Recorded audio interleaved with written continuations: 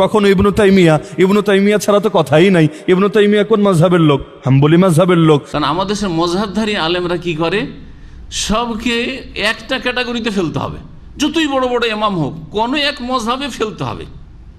দিয়ে ইবনে তাইমিয়া রহমতুল্লাহর মতো মুজতাহিদকে আর সালাফিদের ইমামকে, জি হ্যাঁ সালাফিদের ইমাম আবু হানিফা, শাফি, মালিক, আহমদ সকলে, তারা যেমন চার ইমাম, যেমন সালাফিদের আহলে হাদিসদের ইমাম, তেমনই ইবনে তাইমিয়া রহমতুল্লাহ আহলে হাদিসদের ইমাম। তাকেও হাম্বলি বলতে তারা কোনো দ্বিধা করেনি, পাক্কা হাম্বলি বলে আখ্যায়িত করেছে কাকে?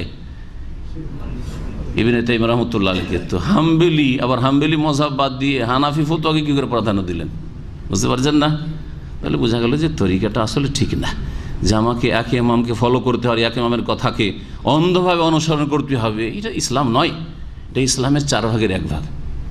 তো যে মনে করবে যে এই একজন ইমামের অনুসরণ করা ফরজ, এই ইমামদের মধ্য থেকে অন্য ইমামের কোনো কথা নেওয়া যাবে না, আর ইমামের ভুল হইতে পারে, ফাইন্নাহু ইয়াজিবু আন ইউস্তাতাব, তাকে তওবা করতে বলা হবে। এমন গুমরাহ যে তাকে কি বলা হবে? মুসলিম শাসক তার কাছ থেকে তওবা তলব করবে, ইস্তিতাবা মানে তওবা করতে বলবেন মুসলিম শাসক।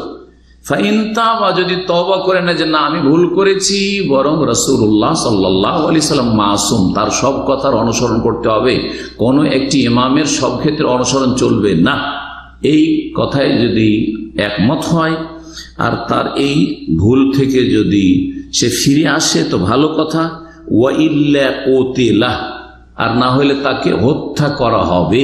সুবহানাল্লাহ।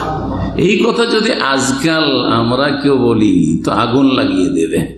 শাইখুল ইসলাম ইবনে তাইমিয়া রাহিমাহুল্লাহ তাআলা মুজাদ্দিদ বলছেন মজমুল ফাতাওয়ার 22তম খণ্ড 248 থেকে নিয়ে 249 পৃষ্ঠায়।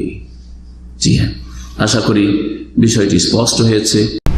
ইসলাম হচ্ছে যে 4 ইমামের উক্তিকে তুলনামূলক স্টাডি করতে হবে, তারপর যেটা শক্তিশালী সেটা নিতে হবে। কারণ আমাদের সকল উদ্দেশ্য হচ্ছে কাকে ফলো করা? মুহাম্মদ রাসূলুল্লাহকে ফলো করা, তার অনুসরণ করা।